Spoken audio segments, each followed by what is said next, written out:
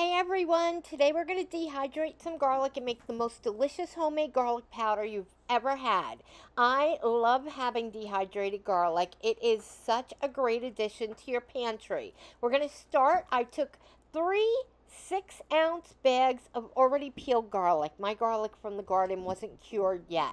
So this is the result of 3 6-ounce bags of garlic. You need to slice those pieces of garlic. You want them to be fairly thin. The thinner they are, the shorter it'll take to dehydrate. Get them on your dehydrated trays. You don't want them really overlapping. Put it on 115 degrees. It's going to take about 8 to 10 hours. That's about what mine took. Listen to that sound.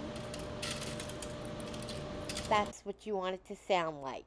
Get your dehydrated garlic out off of your trays. I didn't use silicone trays and I was fine.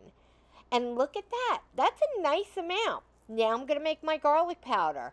You don't need that much to fill up those little jars. You don't want to make it all at once. You want it to be as fresh as possible. So just make enough for your small jar, your small seasoning jar. Here we go.